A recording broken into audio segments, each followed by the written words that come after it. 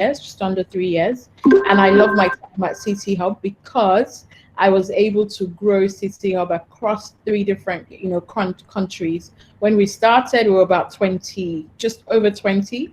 And when I was leaving, we were over 80. And I was the first people director that they had. So that was quite an exciting thing for me. But that also made me very excited about tech and the tech space in general. And one thing that I had to try and do was increase the number of women that we had in tech and help them realize that tech was not just coding, or programming as the world initially had made it out to be, but that instead it was about just leveraging technology for anything across any platform. So that's me in a nutshell. Now we'll start. Thank you, Lade. You have to be watching me literally. I'm at different points. I'll pause. So giving killer interviews. We can go to the next space. I had mentioned that my company, Lade, you can move. Lade. Okay, great. So what to expect? We're going to look at things to do before the interview. We're going to look at what's expected at the interview. We're going to look at how to handle difficult questions. So at this point, I'll say to you, if you had any questions that people had asked you in an interview already and it made you feel like, oh my goodness, what do they want from me? Write them down and we'll kind of go through those questions. So I'm hoping that you people have questions for me and then we'll kind of talk through them. And then we'll also look at how to leave on a positive, high, energetic note, a memorable note where they say, okay, that person is the one. Okay, next slide. So my company, what we do is that we work with startups and small businesses and we look at helping them scale. We work to accelerate impact in whatever form impact means to them. And then we look at any issues that they have where they are people related. We work across the entire platform of HR. So in recruiting, in onboarding, in training, in performance appraisal, that's what we do. Our focus is mostly startups and small businesses, tech or non-tech, but our preference is tech because it's a lot easier for things to just flow, but that's what we do. Okay, Lade. So first things first, we always look at it. If you are, the way people treat interviews, I always feel like they need to come back to the drawing board. If you were going into a boxing match or a wrestling match,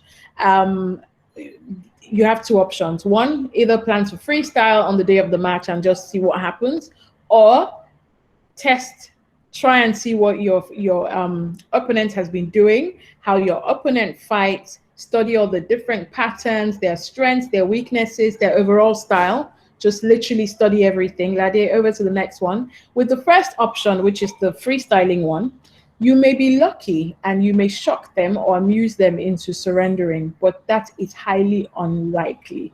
Instead, you probably get knocked out of first round, or even you may not even get to the first round.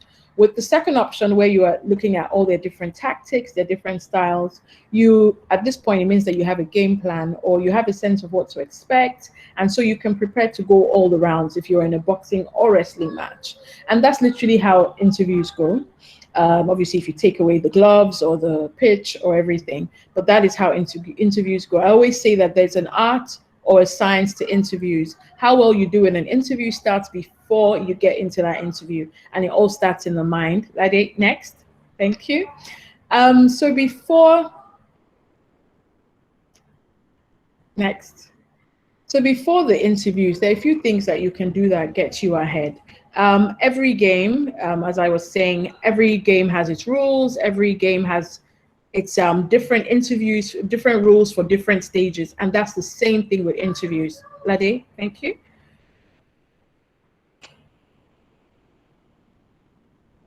So the first rule, before you go into any interview, it's good to know yourself. There's a question that happens, and I'm sure everyone has had this question when you go into an interview. It's either tell me about yourself. Once I had it put in a different way, it was who is Toun?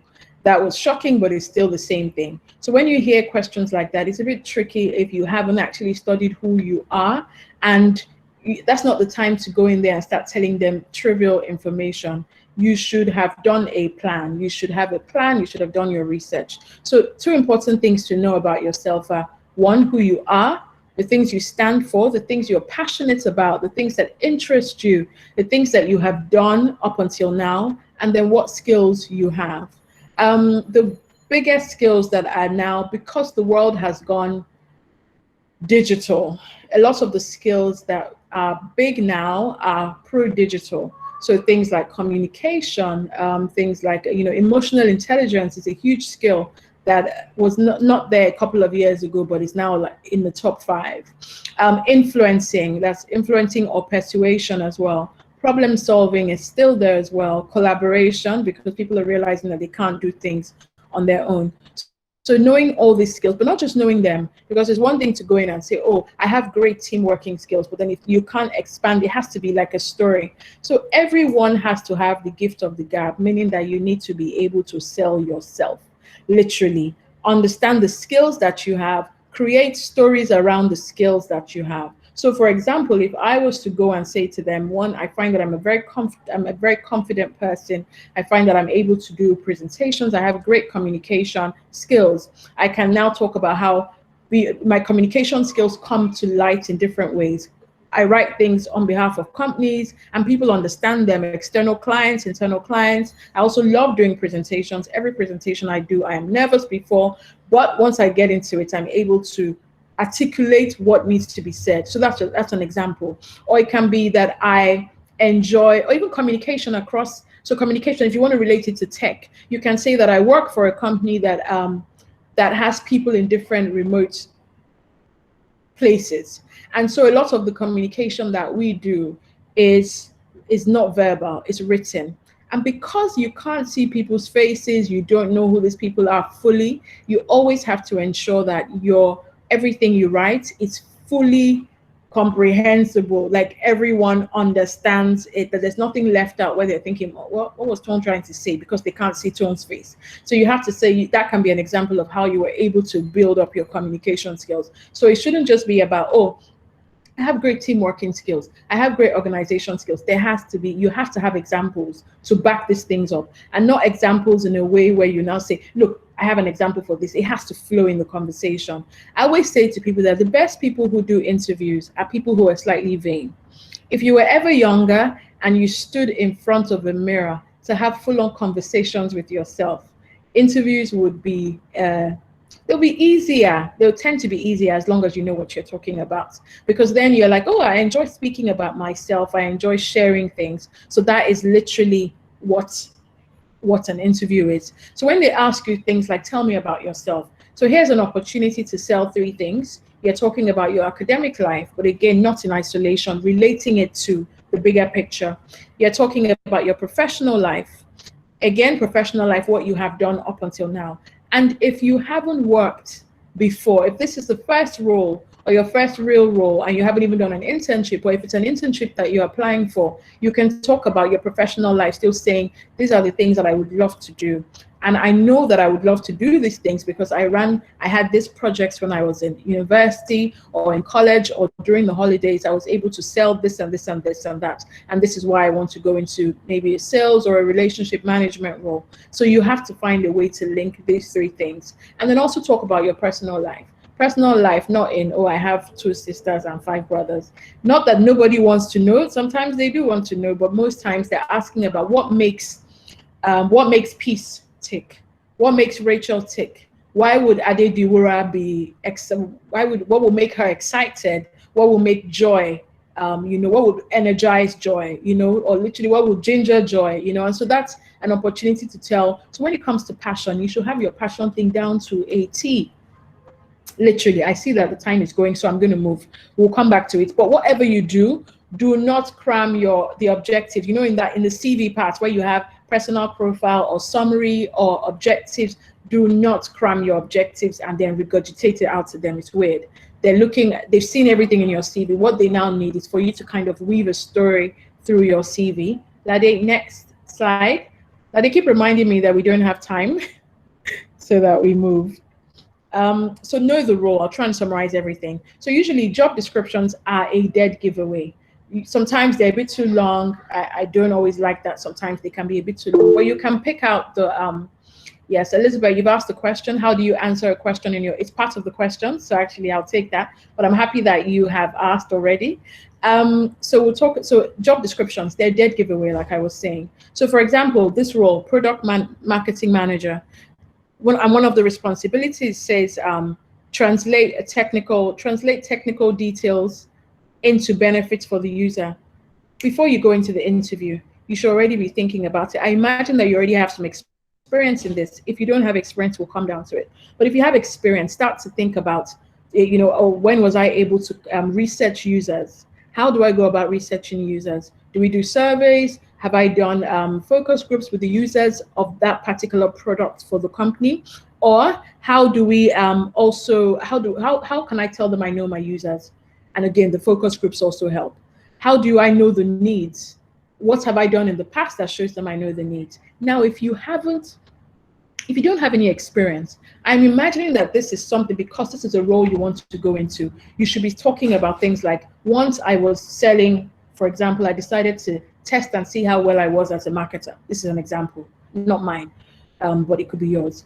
And before I did that, I had to go around and check that I wanted to sell bags. I wanted to even find out, do ladies want bags at this point? One. And two, if they do want bags, what bags would they want? What sort of function are the bags doing? So if I was in university, then it would be a case of, it has to be a big bag that is carrying books and different things.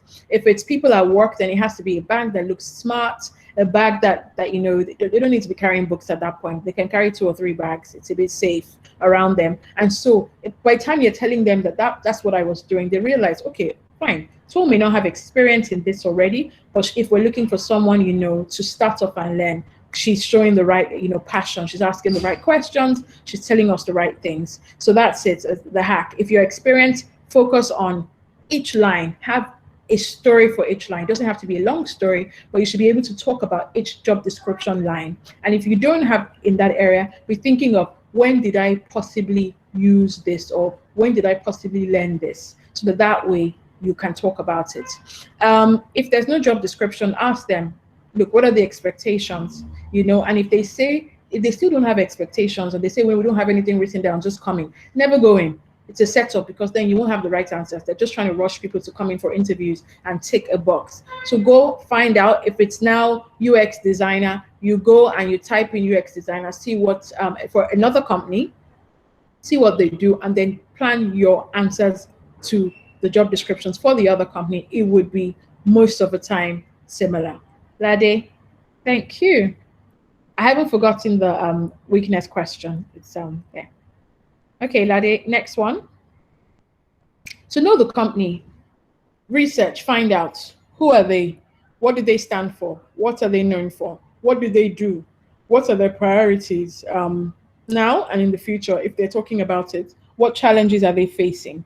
And then also, so beyond just looking on Google and checking the company itself, something I do that I find that it's a lot easier for me.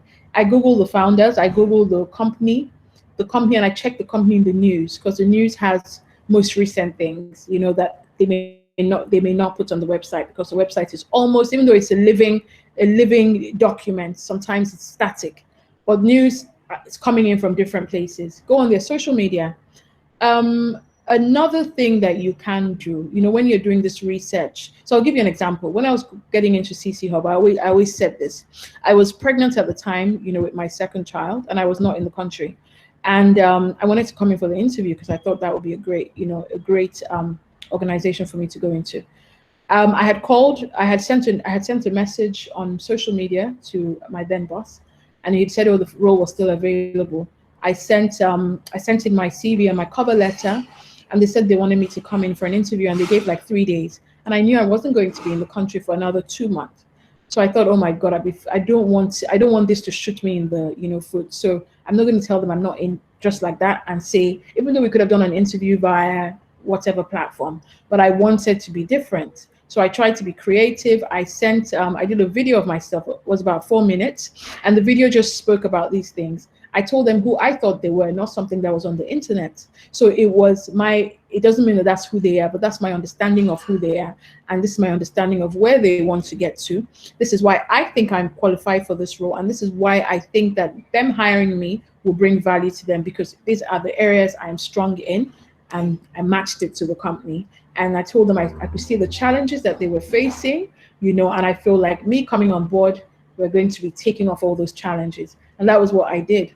And then I also let them know that I also wasn't in the country for an interview, for a physical interview. And they asked me to do a couple of, virtual interviews. And I got the job while I was still away and didn't have to start for another 4 months. So those are things that you can do, but they have to see that you understand them, even if you don't understand them. They have to see that you've tried to understand them, because sometimes you may not understand the company fully or a role fully until you start in that company, but that's different. Now, over to the next slide. So we've done know the role, know the company, and now we're going to what's expected. So you get to the interview. So you're now prepared. Everything was before the interview. You get into the interview. Lade, next slide, please. There are a number of times I'm calling your name today. Okay, next slide. You get into the interview. I say to people that, it may seem like it's a war zone, but most times the interviewers are on your side. When I put out roles, I want to find awesome people that I click with. I want to find awesome people that match the role, so that I don't have to keep constantly looking. So it's in our best interest to find you. I know sometimes it looks like we think we're doing you a favor, but we're never doing you a favor. It's a match. If I like you and you don't like me, you're not coming into our company. Do you see what I mean? You would say you're not coming in. So we need to make sure that it's a match on both sides. So they want you to do well. They want that the problem that they have is that, oh my goodness, Tolulope and praise were awesome. How do we pick? How do we decide? That is what they want. So yeah, I already put it. Everyone wants someone that will go, oh my God, this is our person. Sometimes I'm in panels and some people come and they just awe you, blow your mind, where all of you are just looking at each other, but without making it too obvious that, my goodness, we can't wait to just get this person, snap this person up. But two things that they're looking for: competent people, and also the people that have the right attitude. Competent means you know your stuff, you know what you're coming in for. Right attitude is awesome, because if you have the wealth of experience, you can have great skills, but if you have wrong attitude, people are not taking you. At one point, they had put up some founders had put something up on Twitter saying, what would you hire for skill or attitude? It's a thing that people ask all the time, which one? And almost all the time, founders say they'll hire for attitude. Why? Because if you hire someone with great skills, but they have a bad attitude, they can chase everyone in the organization out. So it kind of messes all the plans you have. So it's better to hire for great attitude and all right skills, because then you can train for skills. When you get in, be enthusiastic. I tried not to put enthusiastic, because some people think enthusiastic is like, oh my God, I'm so excited to be here. But enthusiastic is just being energetic, proper, looking people in the eyes. If someone isn't looking you in the eyes, you feel like they're lying, they're making something up. Even if they're shy, you don't know they're shy, you don't know them, so you're just thinking, what are they hiding? So I put their notes: no slouching, no appearing bored, even if it's the most boring interview ever. Just act like yeah, because you never know. That interview does not stop. A bad interview does not stop the role being great. So just give your best all the time. Lade, next.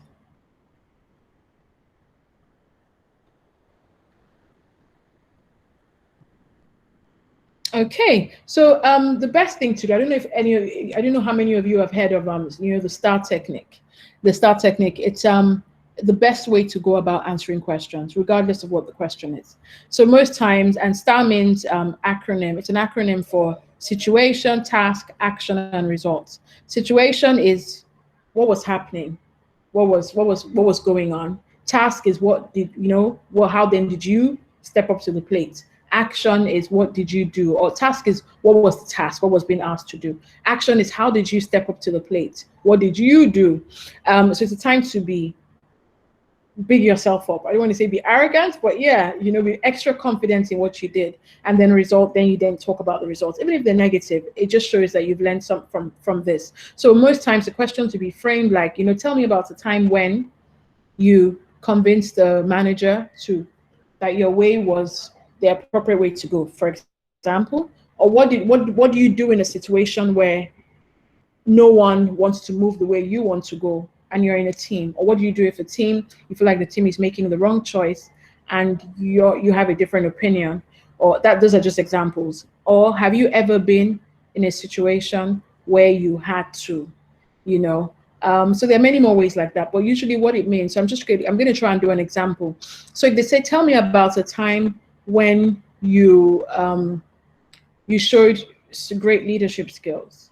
You can talk about any time in your life. You can be your past career, you can be your back to when you were in university, when you were working on a project, for example, and there were 7 of you in a team, and as you started the project, people are fighting each other. So that's the situation was a period when we're doing a project in university, and we had to come up with products that they wanted us to sell. Everyone was in so the task is we had to come up with a product when they wanted to sell. Everyone was on 2 sides. So we had 3 people on one side, 3 people on the other side, and they all didn't want to agree on what to do. And so I had to step in because we hadn't nominated a leader. So that's the action. The action is always about you.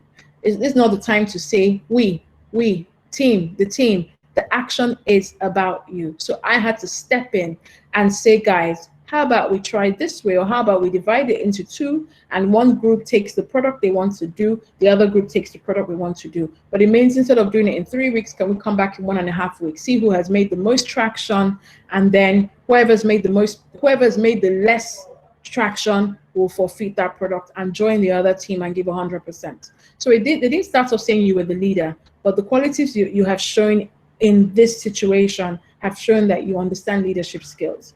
And they'll say, okay, what team did you work with? You can say I was, because I was the only one, I chose to try and just work with boys. At that point, I was now assumed the project lead, and eventually this happened. And so the result can be that, look, we still made a mistake. We chose the product that was not it.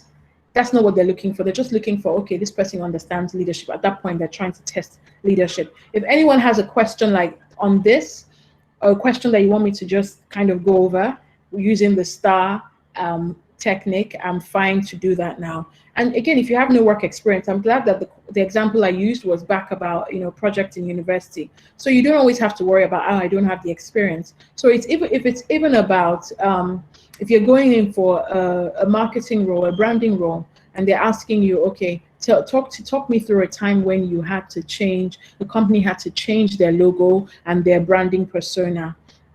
And so, oh my God, I've not worked anywhere, and they know I've not worked anywhere. So you can just let them know, okay, fine, I may not, the example I'll use will maybe be personal, that I was managing my social media accounts up until 2018, and I realized I needed to rebrand myself after listening to, for example, Toun Tunde-Anjous' importance of branding yourself as a woman. And so I decided to go back to the drawing board and come up with different ways. What are the things I want people? Do I want to show the fun side of Toun? Do I want to show the serious side of Toun? Do I want to show the intelligent side of Toun? Or do I want a mix of all? So I came and I just said, look, Toun, you're going to have to talk more about yourself, be a bit more personal. That's for example. And that's what I started to do. I pushed it out across different platforms. We grew, but beyond growing, it was that I was able to connect with people who were similar to me, which was the major goal. So again, you've not spoken about company, but you've spoken about yourself. But you say, and then you end it with, and I can't wait to use the different techniques. And so I was able every day, I made sure I had to put out a post. I made sure I had to speak on other people who were similar to me or people I was aspiring to be like. I had to speak or comment on posts that they had, or and then I had to make sure that I was interacting with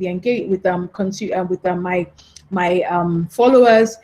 Fridays were my engagement days, or Thursdays, whatever it was, and I'll ask questions and we'll play around. I did a few videos just to test and see. And when we grew by this, but again, it really wasn't about the number in terms of growing. It was just to see how deeply connected I was to my to the people who followed me, or the people who were, at least giving out of their time to be on my page. So it can be something as simple as that. I would like more questions on the STAR technique because it's quite a huge one. So if you have any questions that maybe you've ever thought about, if they ask you, tell me about a time, or talk me through how you do your growth strategies, that would be good. I can always come back to it if you think of any questions. Lade, can we please move? So how to handle difficult questions. This is where I'll also take, I think it was Elizabeth's question. Next slide. So there are many difficult questions. I only put two.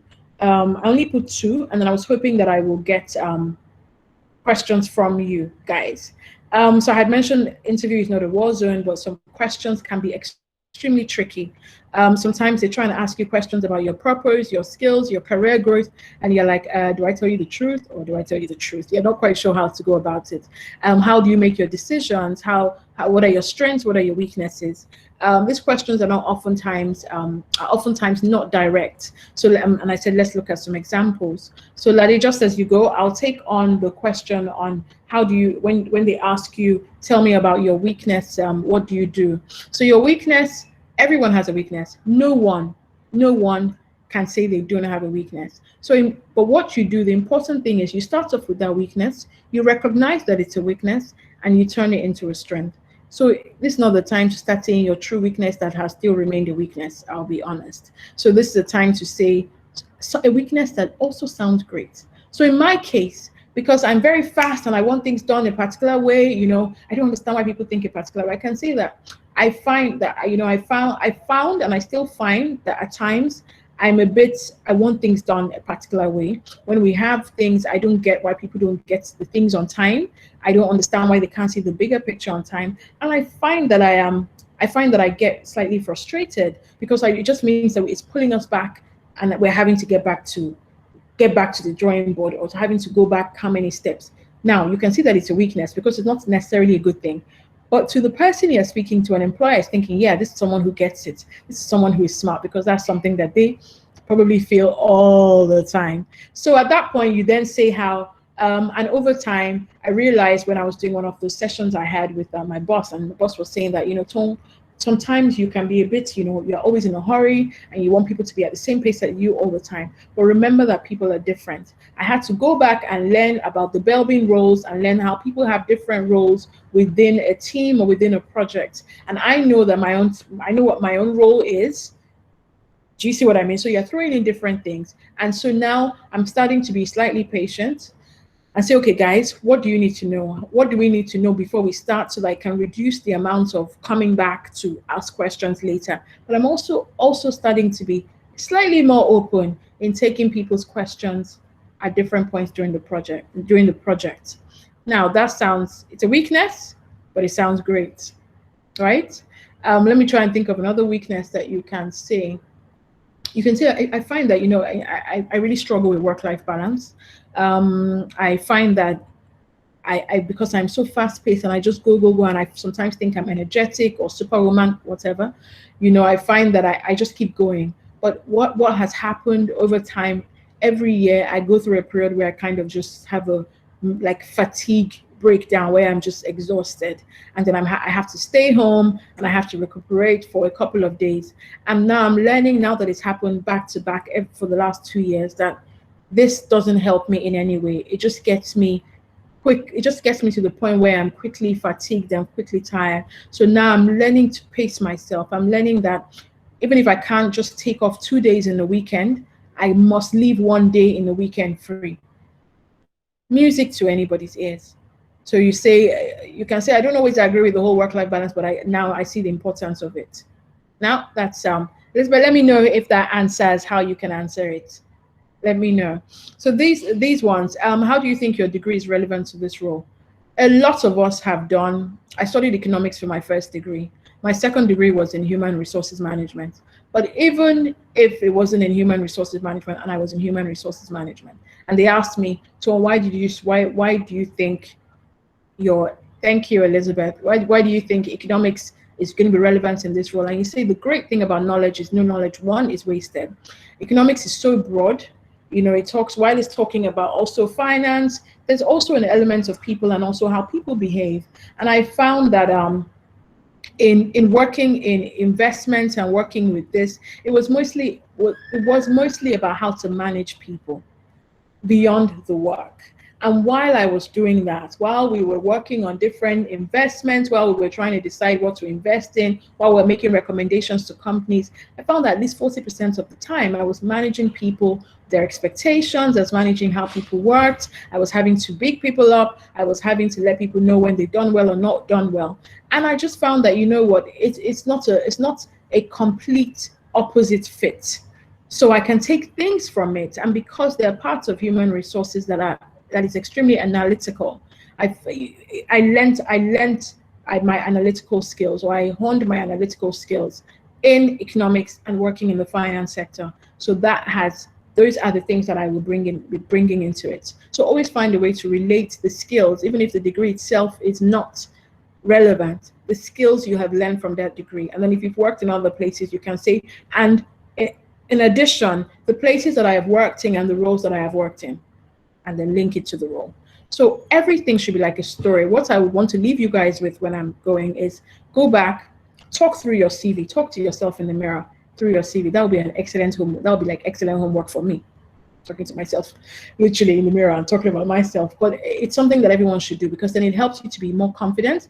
It starts to sound smart to you, so that it's not when you're in the interview you're thinking, oh my god, did I just say that? Even that sounded stupid to me. So those are things that you need to do. Another question: you've changed your job more than twice in 3 years. Why is that? Again, it could be that the jobs were terrible, but this is not the time to say it, because you also don't want to be extremely negative on previous employers so that they don't think you'll do the same thing for them. So, and what they're trying to get to see if, look, Stephanie, if you've changed your job how many times, how are we sure that you'll be here for real? And you can say that, look, for a long time, you've been looking for this role in UX and, research. But and that was why you made this choice. You went into this company, but you found that they were not doing UX research on the scale that you're used to, and that it was almost like you were going back and doing it manually, when there are different processes to follow and different methodologies that you would take. And you had tried to see how you could get them to implement them, but they weren't doing it. And when you got to the second place as well, it was similar. And so now you've realized you've had to take time out while you're doing your research in finding out companies that are actually using the sorts of methodologies or processes that you use. And in looking at them and looking through the job description, once you saw those things, it hit you and you said, this is really where I need to be. This is where I'll be able to use the skills I already have and enhance them, learn more skills, and put them back into the job. That way, you've squashed it. And you can say, even you don't like the idea of the fact that you have left the so and so after 8 months, and then the other one after 1.5 months. But what's important for you is that you don't stop trying to learn. And so if you can be in a place where you get the exact fit that you need, then that's the place that you want to grow your career in. Again, they're already thinking, that sounds normal. It makes sense. If you go somewhere and you realize these people are not for you, you can't stay there for 10 years because you're trying to tick a box of length or duration. So they get that. Okay. Any questions in terms of the hard questions? So beyond weaknesses, what other questions? And okay, how do you answer, where do you see yourself in 5 years? I've struggled to answer this question. Okay, where do you see yourself in 5 years? I find that it's not that difficult to question. One, because it means that you've thought that far. Again, just because you have thought something does not mean that in the next year you don't change your mind about it. So don't always feel like, but what if I change my mind? It doesn't matter. You're allowed to change your mind. Just because I've been in HR for a number of years. Before HR, I had tried and played around with a number of things until I found what I was comfortable with. So you're allowed to say, look, I'm still growing. I'm still learning every day, but a few things that I would love to do. I would love to get certified in whatever area I'm in. I would love to specialize in this. And I would love to, I've looked at the organization. I can see that these are the different ranks that they have. Why, if in the next 2-3 years, I would love to be on this level, or I would love to be running a team. In 5 years, I would love to be managing a team. I would love to already have my master's. If you don't have your master's, I would love to have taken these certifications in the area that I am. I would like to be known as a thought leader in this area. I would like for people to associate me with the work that I do. I would also have liked to have done a bit more traveling within an organization. And it's fine. You can say anything. You know, I like the fact that so you can then say I like the fact that this company is in different places in Africa. I'd love to do a bit more traveling. I've only been to this places, but it would be nice to also be in in a country in a company where there is you know, I can work with people regionally. I can have banter. I can get feedback from people in different countries, and that way I feel like I'm contributing to work across the entire continent. That's what I'm looking for in 5 years. Yeah. Another question: what if you're trying to get in a management role? Oh, okay, let me open it and not be lazy. What if you're trying to get in a management role but don't have management experience? How do you sell yourself when you have never been a manager or a supervisor? So again, it depends. It depends on how the team is structured. Even when it's not a man, even when it's not with that. So just so that I understand, within that team, Sarah, how many people are in that team? Is it a completely flat structure? Because I imagine that even within teams, there are hierarchies. There's hierarchy, and there might be someone already reporting to you. If you can just clarify. But if there's someone already reporting to you, then that's your way of saying, I have managed this and this person. I've handled their appraisals. I've handled if they had issues. I have seen to it that their emotional well-being is great. And that those are the things that I have done now. And so I think that I am ready. But also, okay, you've added more. No one is reporting to you directly. So something you can do is maybe don't start off with, oh, I want a management role right now. So, but instead you can say, look, I would like to be given more responsibility, and I would like for that responsibility to involve, you know, managing someone or being responsible for someone indirectly. I can still run things by you as the manager. I can still run things by you as the manager, and I'm happy to do that. You know, have you think about it. This is what I am doing on the side. I'm going to learn. I am taking on this course. Again, it's always nice when they see that you're taking on a course. I don't know why, but it excites them. It feels like if you're taking out time, if you've spent money, even if it's a free course online, if you're taking out time to do this course, then you must be slightly serious. So that's a way to go about it. In you asking, same thing as if you want to be put up for promotion next year, and you know truly that what you're working on, nothing has changed, because the way you can get promotion is one, by taking on more responsibility, two, somebody being out of a role and they push you up into that role and you're acting and then you go into the role. So if you see that you don't have your responsibilities are the same, you can go and ask them. Don't talk about promotion. Just say, look, I'm starting to get a bit I'm restless. I know that there's more that I can do. I feel like my work is a bit restricted. Is it possible for me to have more things? I'm doing this excellently well, but be sure you're doing those things excellently well. And I would like to take on one or two things. What are the things that you need help with? Every manager wants me. I want someone to take things from me. I just want to be chilling, literally. I'm working less. And when I hear this, I'm thinking, okay, you've really been doing well. How about you take this part? Let's see it. Let's look at it in a month. Let's go over it every week and see how you're handling it. And then that. Okay, there was another question that came in. Why do some interviewers ask you about remuneration, and how do you answer when they ask that question? So we ask you not because we're trying to be forward.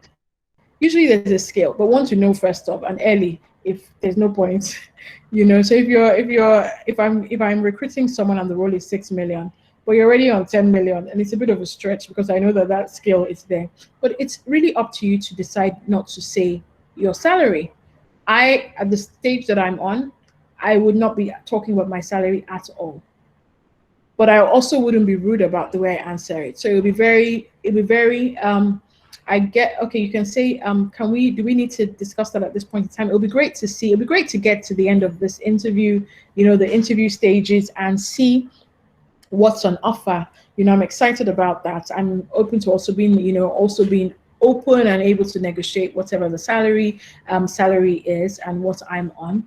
And if they're being forceful and they kind of ask you, again, you have to be comfortable saying it. Sometimes, you know, and any recruiter that does not respect that is a bit funny, or any interviewer that doesn't respect that. If they push and push and push, say what your highest expectation is.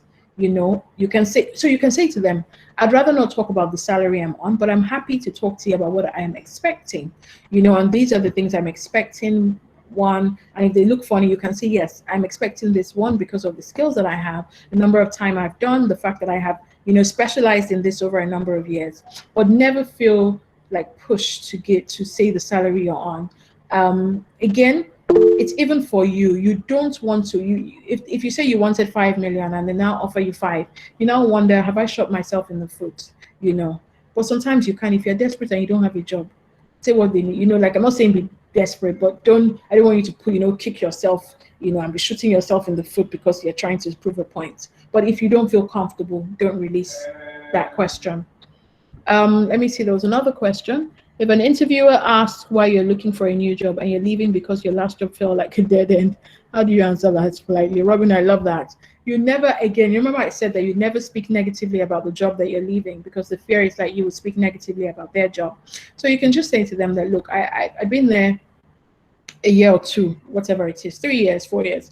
And I feel like I have literally done the entire breadth of the role. I know the role in my sleep. And I needed something that would challenge me. Now, because it's a small company, it's difficult to move up, except I'm moving up into my manager's role, which is it's not possible at this point in time. And so I've decided that I've decided to look out and see what different new challenges, there are, different ways that I can expand the role that I am in. So it's not just, I don't just have breadth, but there's a lot of depth to what I'm learning. And it can be that, and if you don't even like your former boss, it's not the time to just say it. But they ask you, what was the relationship you had with your boss? You say, oh, I was very intelligent, or she's very intelligent. I found her to be, our personalities didn't always, merge, but I found that, she was this. I respected how she did her work, how she did blah, blah, blah, blah, blah, blah, blah. You've let them know. They know that, okay, there's something, but you have not said, no, I didn't find, no. Always be slightly professional in your responses. There's another question. Is it best to ask what is their budget for the role instead? So most times I would say, just say to them, it'll be nice to get an offer. Because if they're not even keen on you at that point, they're thinking, you didn't tell us your own salary. Now you're asking us for, even though you really need to know the budget for the role. People ask me and I tell them, but that's when I'm recruiting for my clients, because I'm trying to get people for my clients, and so I want to know early on. So it's not a waste of their time, the company's time, my time. But it's okay, but it just depends at what point. Some people complain that people are too focused on money. I always like to say, look, get the right synergy. If you get the right synergy, people will pay you slightly more than you're asking for. You can then say, look, I love this role. You've offered me 4.5, but I imagine myself on a slightly higher range. And then you can say, this is where I'm already coming from. But at the same time, I love this role because I can see what we will do together.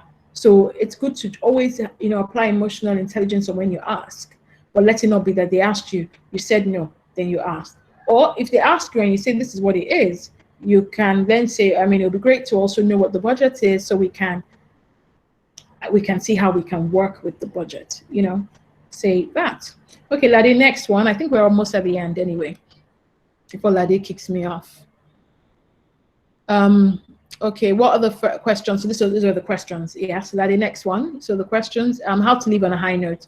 How do you leave? They'll ask you, do you have any questions for us? Or is there anything you need to know about the company or the role? Never say you don't have any questions. It always sounds very like you just can't be bothered, or you're very nonchalant. So Lade, you can go to the next slide. So you never say you have no questions. You always ask things about the person's role within the organization, how the person has found, being working there. What is the culture like? What are the future prospects? How often do they do appraisals? Do the appraisals count towards a promotion? What's if you're there for 5 years, where do they see you? If you're coming in 5 years, where do they see the path for you? And then you can ask them, what are the next steps? Thank you. Let them know I had an awesome time chatting with you. I like to find connection. There are very few people that I find connection with. Very few, maybe 1% of people in the world. But I like to find connection. So when I connect with people, I'm already thinking, oh my God, awesome person. Even if the person is not right for the role. I've had people at CC Hub where, as they're coming in, I know they're not right for that role, but then I've come back and said to them, there's another role I think I'm going to put you up for. So it's fine. So always be positive, always be, energetic. Don't be fake, whatever that is, and however that applies to you. Okay, Lade, I think that's the last slide. I tried, I think, to really Oh, baby steps. This one will read it. Check and update your CV before you send it. No cover and cover letter. That's one thing I always say to people. One of the sweetest companies I've ever applied to was Automatic. I don't know if you know the people who do WordPress and Jetpack. Awesome, because they're not in Nigeria. My cover letter was sweet. It was like I was writing a lovely story. I didn't even expect that they would call me and say, yeah, let's chat.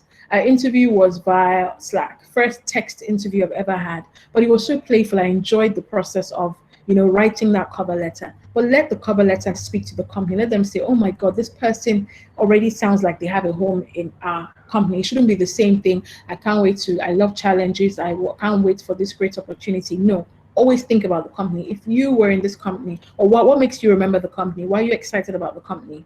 Do you understand? If we have time, I'll go over that. Don't just attach your CV and cover letter to a blank email. Fastest way to get it out. Always write a note stating why you're applying. Use the title of the role as the subject of the email. Be creative.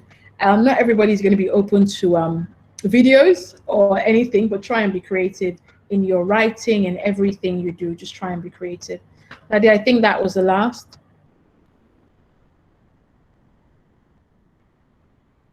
Okay. Yes.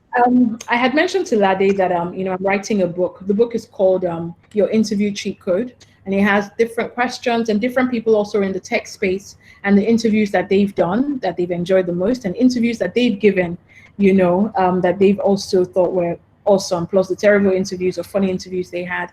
But that will be up. I'll let Lade know, and then she can, let you guys know about the book as well. But that's it. We're on Twitter, we're on Instagram. We're trying to push what we do. I've been up for 6 months and I'm enjoying the pace, very fast pace. But if you have any questions, if you want to reach out to me, I'm also on Twitter, my private email, my private name. It's Toun Tunde-Anjous, and I'm happy to answer any questions that you have. Okay. Thank you so much. So, we're definitely looking forward to the book. This was actually a